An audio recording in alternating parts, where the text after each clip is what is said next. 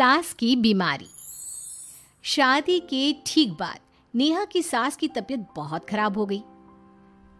बताइए क्या हुआ है आपको? बेटे की शादी थी तो थकान हो गई। मौसम बदल रहा है तो जुकाम और बुखार हो गया।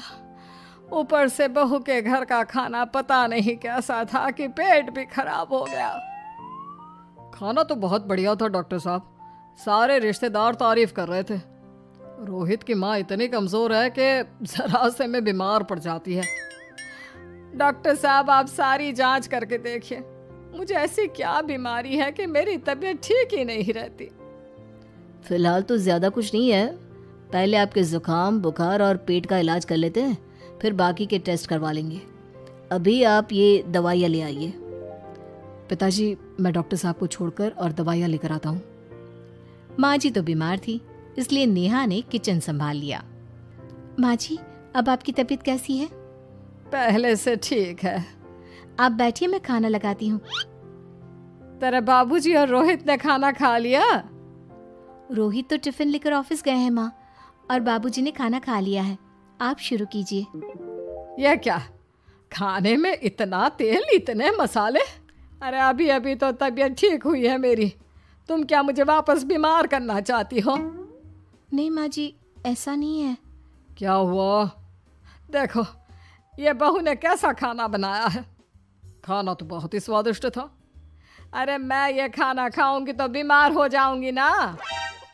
ओह हाँ, बहू को अभी पता नहीं ना तुम्हारे बारे में, रोहित समझा देगा उसे। देख बहू, अच्छे से समझ लेना कि इस घर में कैसा खाना बनता है। हाँ माँ जी, मैं समझ लूँगी, लेकिन अभी आप कुछ तो खा लो।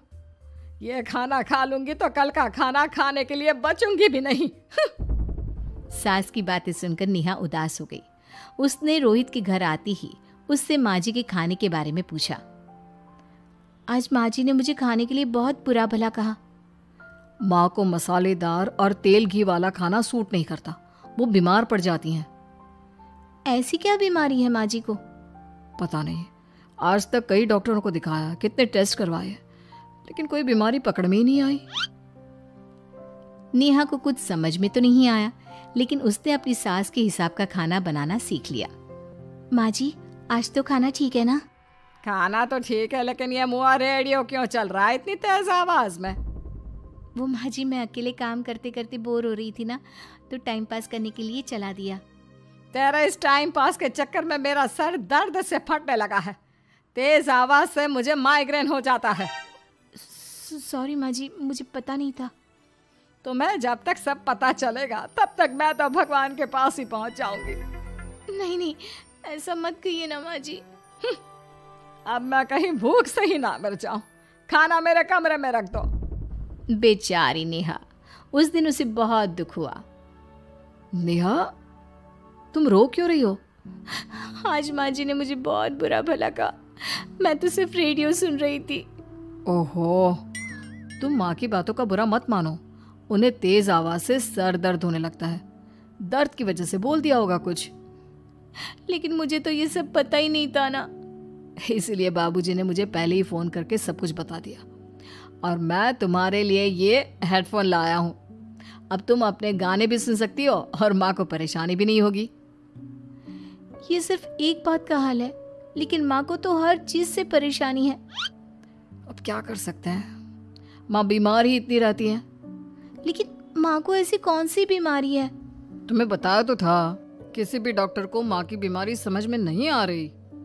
अब तुम भी ये सब सोचना छोड़ दो, ये हेडफोन लो और अपने पसंद के गाने सुनो। रोहित के गिफ्ट से नेहा की एक परेशानी तो दूर हो गई, लेकिन उसके मन में कई सवाल खड़े हो गए। आज मैं देर से उठा हूँ या तुम जल्दी उठ गई? वो माँ जी को कल रात भर सर दर्द हुआ ना, तो जल्दी उठकर उनकी जगह मैंने पूजा कर दी। अरे वाह, अच्छा अच्छा, हे भगवान, ये किसकी करामत है? ये तो माँ जी की आवाज है। चलो चल के देखते हैं। क्या हुआ माँ? अच्छा, ये घर में गुलाब कौन लाया? मुझे नहीं पता, मैं तो अभी उठा हूँ। माँ जी आप कल रात भर सो नहीं पाई, तो मैंने जल्दी उठकर पूजा पाठ किया। घर में फूल नहीं थे ना, तो मैं बाजार से गुलाब के फूल ले आई। नेहा, माँ को गुलाब के फूल की एलर्जी है। अब मुझे ये कैसे पता होगा?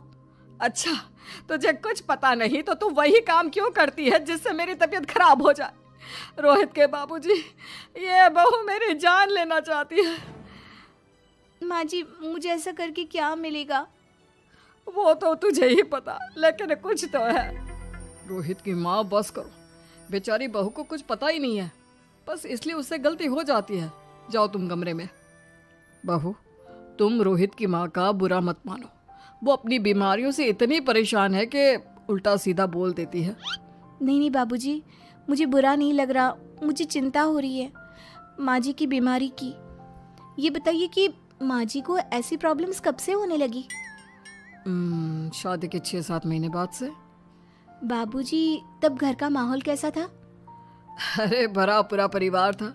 मेरे बाबूजी, माँ, काका, काकी, मेरे दोनों बड़े भाई, दोनों भाभियाँ, दोनों के 2-2 बच्चे हैं, एक छोटा भाई और एक बहन। सब साथ रहते थे। इतना बड़ा परिवार? हाँ, मैं जब 10 साल का हुआ ना, तब पापा का ट्रांसफर यहाँ हुआ। उसके पहले तक तो हमारी जॉइंट फैमिली ही थी। और माँ जी किस चीज से बीमार पड़ जाती हैं? जब तेज गर्मी हो, ठंड हो या ज्यादा बरसात हो जाए। जब माँ ज्यादा थक जाए, जैसे दिवाली पर घर की सफाई या कोई फंक्शन हो, या ज्यादा मेहमानों के आने से घर का काम बढ़ जाए। तेज म्यूजिक, तेज लाइट या ऐसे कोई तेज स्मेल आ जाए। तो माँ जी की ये बीमारी ठीक हो सकती है। कैसे? सब पता चल जाएगा। आप कल माँ जी की टेस्ट रिपोर्ट लेने जाने वाले हो ना? हाँ। तो सुनिए क्या करना है। अगले दिन रोहित माँ जी की रिपोर्ट्स लेकर आता है। माँ, बाबूजी, नेहा। अरे क्या हो गया रोहित? माँ जी की रिपोर्ट आ गई है। कुछ सीरियस है क्या? जिसका डर था वही हुआ। अरे गोल गोल बातें मत कर, सीधी तरफ बता बेटा, क्या हुआ है मुझे? माँ, आपकी किडनी, लिवर सब फेल हो गया है। आपका दिल भी कमजोर हो गया है। डॉक्टर ने कहा है कि आपके पास सिर्फ 1 महीना बचा है। ये क्या बक रहा है? ऐसा हो ही नहीं सकता। मुझे लग ही नहीं रहा कि मैं इतनी बीमार हूँ। लेकिन माँ जी, रिपोर्ट झूठी तो नहीं हो सकती ना?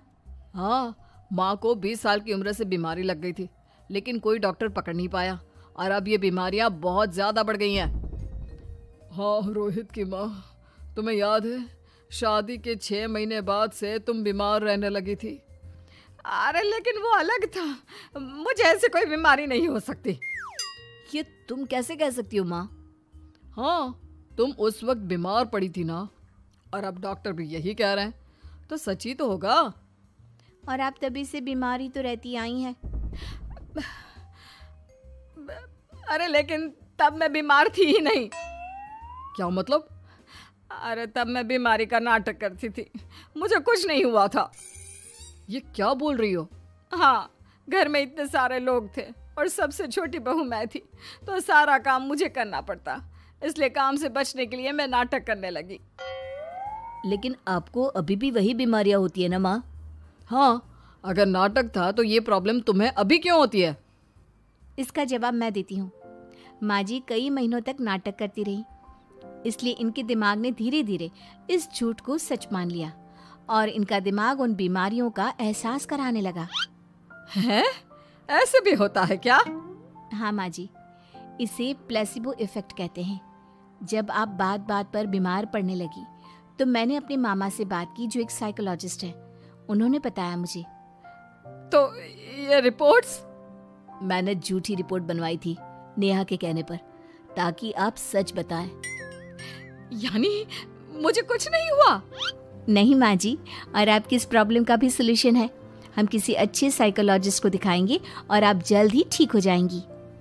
वाह बहू, मैंने तुझे इतना भला बुरा कहा और तूने मेरी जिंदगी भर की तकलीफें दूर कर दी।